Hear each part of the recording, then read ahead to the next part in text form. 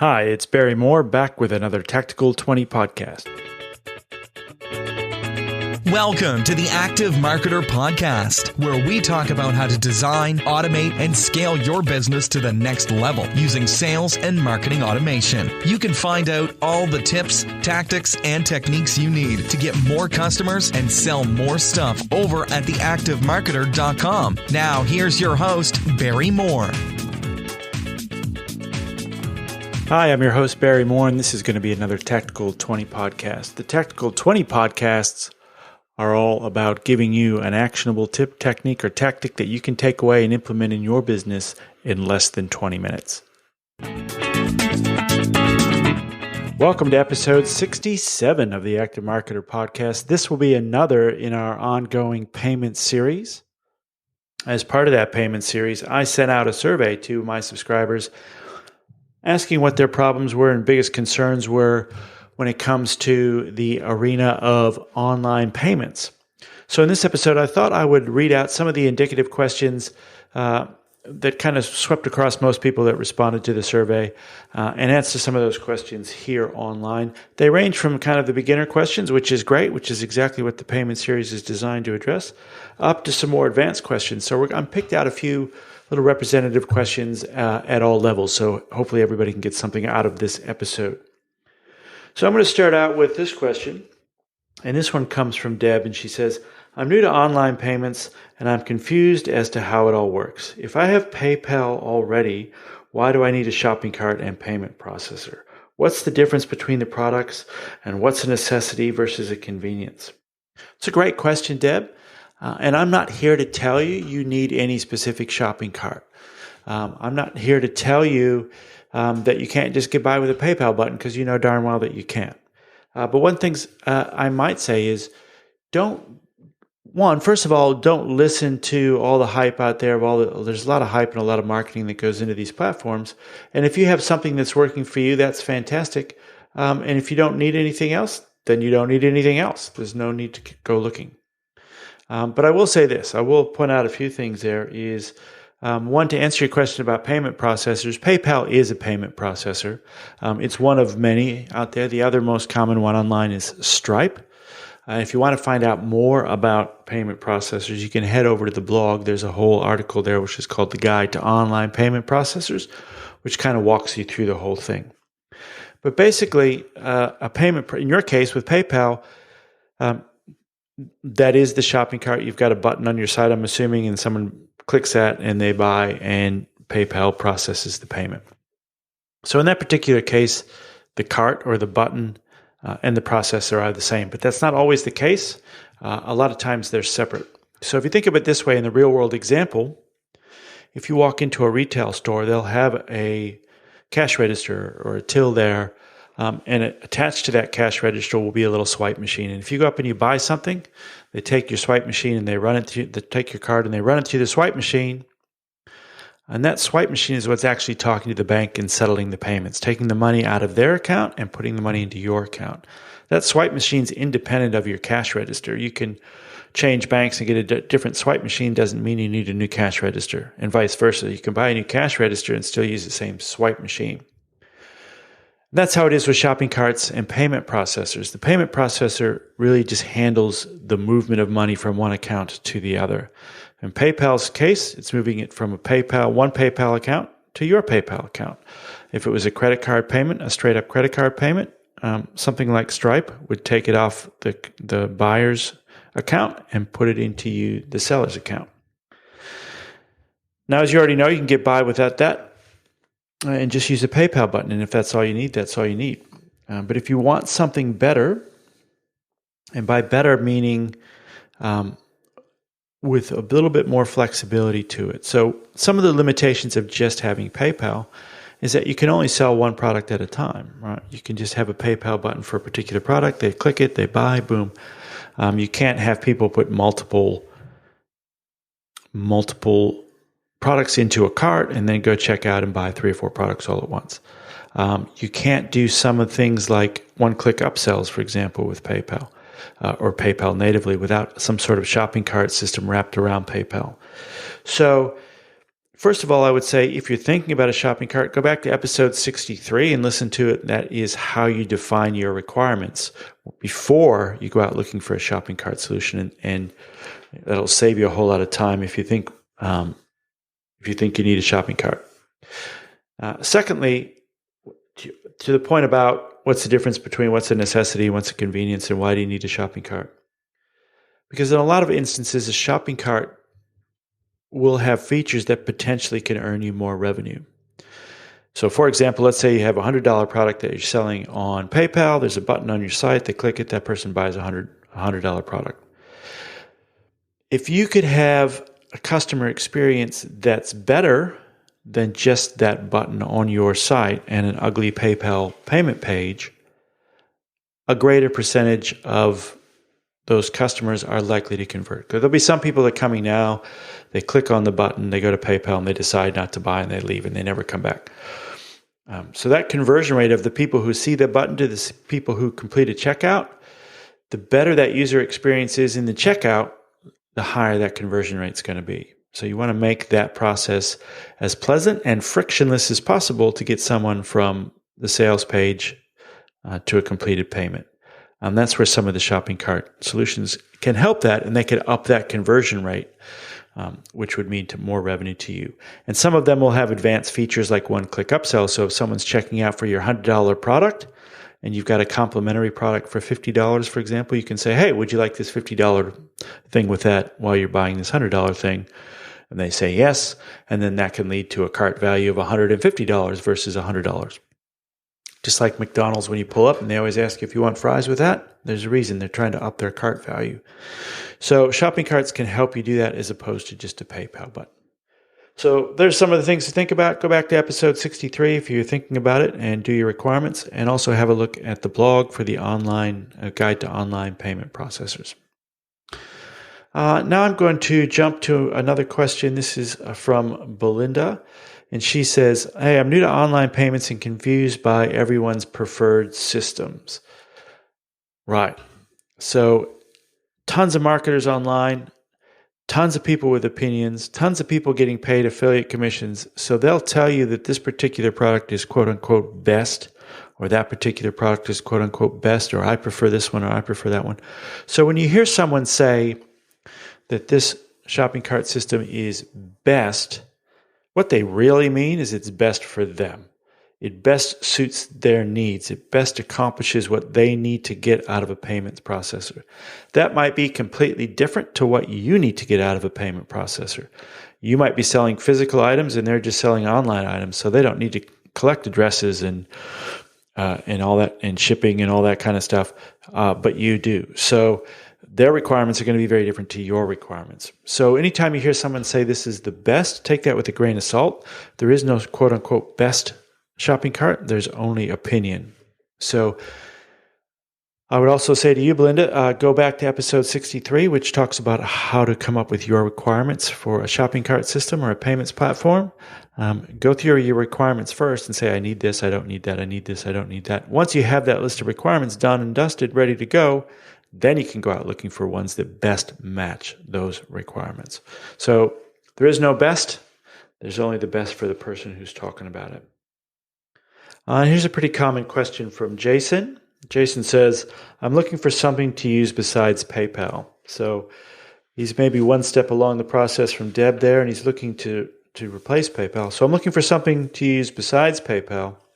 I'd like to keep the transactions on my site, but does that mean I need SSL? What is it, and how do I configure it? If you're going to do the transactions off your own site, then yes, you absolutely need SSL, and SSL stands for Secure Socket Layer.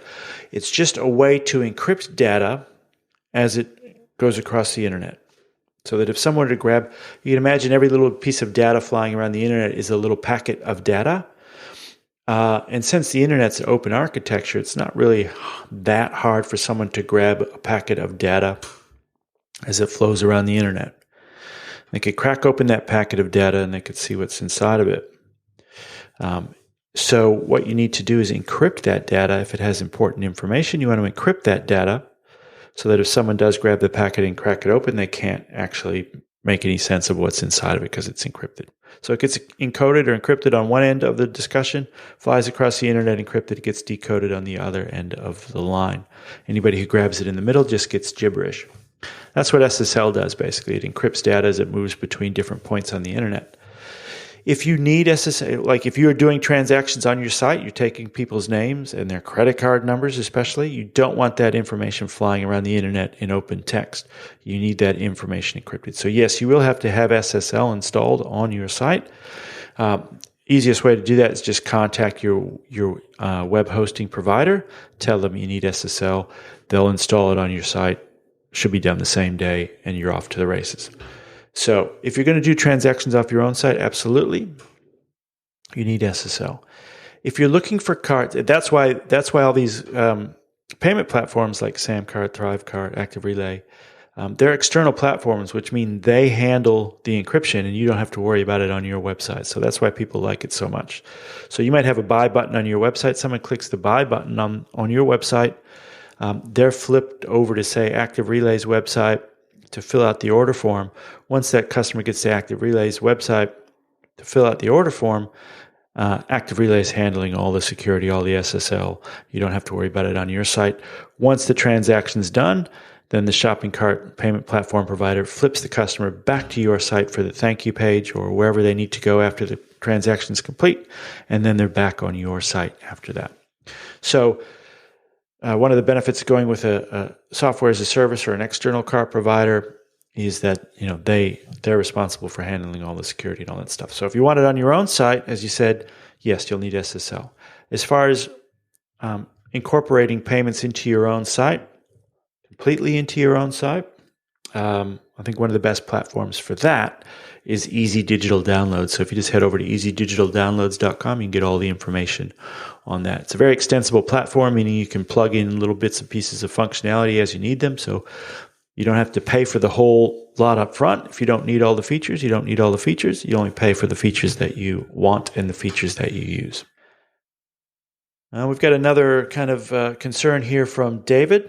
This is a common concern, and if you've been running credit cards on subscription payments at all, you'll know what a pain in the ass this is. But one of his big frustrations is credit cards expiring with no auto card update. So someone subscribed to your service, they're paying whatever, $99 a month with their credit card. Every month their credit card gets billed. And then as all credit cards do, it hits an expiry date, and then all of a sudden you start getting all these failed transactions. So what David's talking about there is those cards expiring without there being any kind of follow-up process or even proactive process to say, hey, Barry, your card's expiring in 30 days. Why don't you click this link and update your card information? Or if the card fails, sending them an email with a link in it where they can update their card details. That process, the official term for that's called dunning, D-U-N-N-I-N-G. And there are some platforms that have dunning capabilities built in. None of them work terribly well that I've seen so far. There is an external service. If you happen to be using Stripe as your payment processor, there's an external service called Stunning, and you can find them at stunning.co. That's .co, not .com. So stunning.co.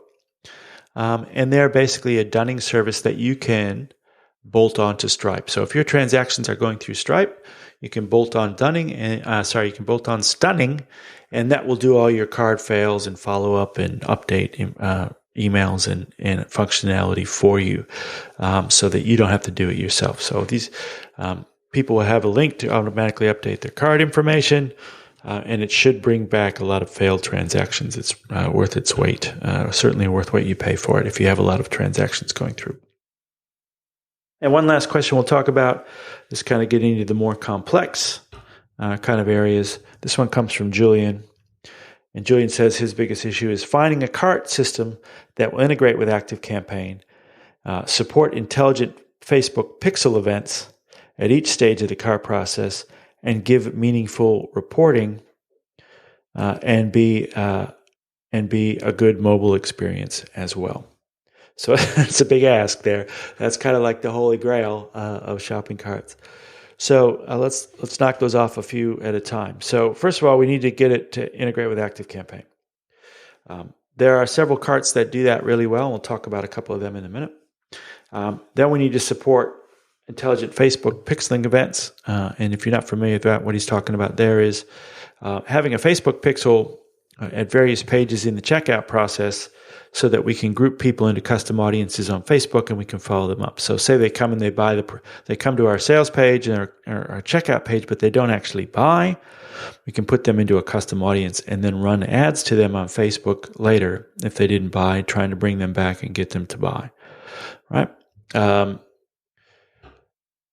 So we need to tell Facebook whether this person's bought or not, or whether they've seen our sales page or not. So you can put pixels into your checkout process, or ideally you can put Facebook pixels into your checkout process to let us know that step's happened. So, hey, step number 1, they saw our sales page. Step number 2, they went to our payment page.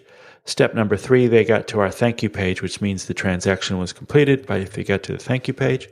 So we've got 3 different audiences there. Someone who's seen the product but not gone to the checkout page, someone that's seen the checkout page but not purchased, and then someone who's gone all the way through and purchased. Now we can run different ads potentially to those different groups on Facebook, bringing them back to different stages of the sales cycle. So if they haven't, if they've looked at the product but not gone to the payment page, we might want to run a longer campaign on Facebook to educate them about how great the product is. If they've hit the payment page but not checked out, we might want to run an immediate campaign to try and get them back, an abandoned cart campaign to get them back to the checkout page. Then if they have bought, we might run a little Facebook page to try and get them to share some content with their audience. We might try and run some ads to upsell them to another product or cross-sell them to another product. So we're talking about 1, integrating with ActiveCampaign, 2, being able to put Facebook pixels into your checkout process, and then 3, being mobile friendly, and then 4, having good reporting. So that's pretty much the whole matzah there. There's not much left. So I would say, as far as the ActiveCampaign friendly bit goes, there's only a handful of products that would even come close to satisfying this criteria. As far as ActiveCampaign friendly goes, hands down the best shopping cart that integrates the most deeply with ActiveCampaign is a relatively new product called Active Relay. And you can also add Facebook pixels to your checkout pages there as well. They are mobile friendly and they do have good reporting.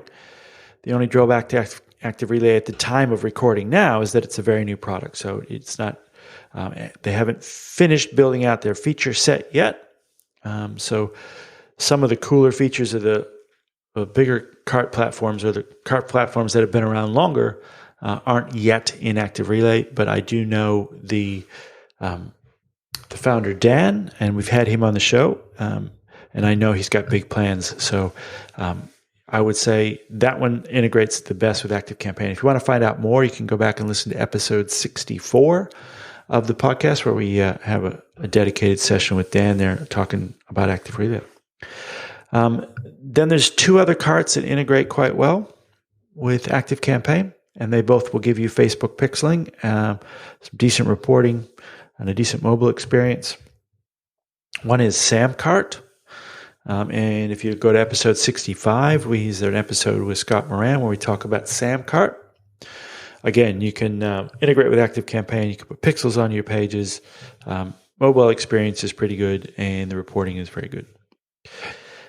The other one that's just in the wings now, and if you head to the show notes for this episode at theactivemarketer.com/66, I'll have a link to it.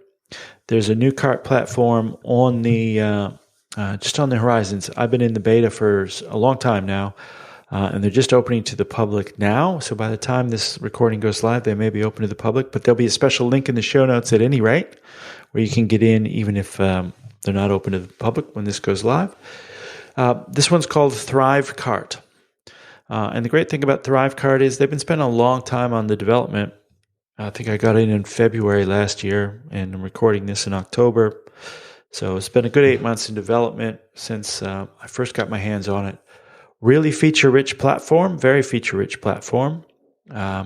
You can pixel your pages. It has good reporting, and it integrates well with ActiveCampaign. So one of the unique things about their integration is most of the integrations with other providers, you can specify a list you want someone to join, and then the tags you want them to have as they join the list. Whereas in Thrivecart, you can actually put people straight into an ActiveCampaign automation. So you can say when someone buys, add them to this automation. Or when someone abandons the cart, add them to this automation. So it's not necessarily better, it's just kind of different. Either you can specify a list in tags, or in Thrivecart's case, you can go straight into an automation. So Active Relay, Samcart, and Thrivecart. Thrivecart's going to be pretty feature rich as well. Again, they're a pretty new platform, so they don't have everything built out. But again, Josh, the founder, we're trying to get him on the show as well.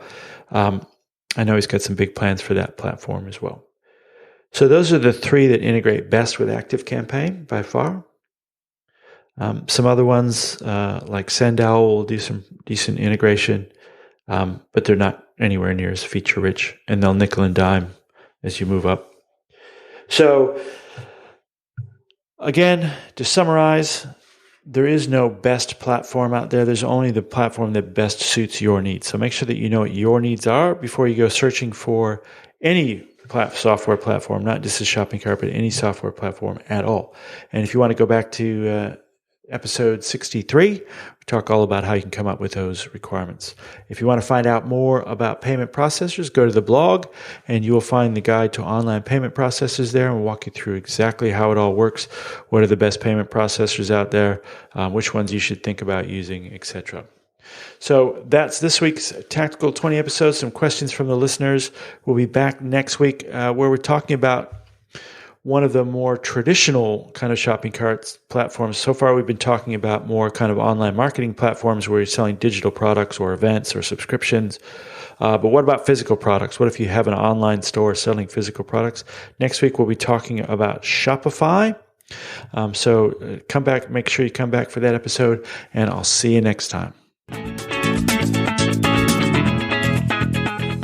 All right, that's our Tactical 20 podcast for this week. If you have any questions or any topics you'd like to see covered on future Tactical 20 podcasts, you can always send me an email at Barry, B-A-R-R-Y, at theactivemarketer.com and let us know what you'd like to see. Also, if you head over to the show notes for this episode and just leave a comment in any of the episode show notes, tell us what you'd like to see, and we'll make sure we cover it on an upcoming episode. So get out there and design, automate, and scale your business to the next level using sales and marketing automation. See you next week, everybody. Thanks for listening to the Active Marketer Podcast. You can find the show notes and all the latest marketing automation news over at theactivemarketer.com.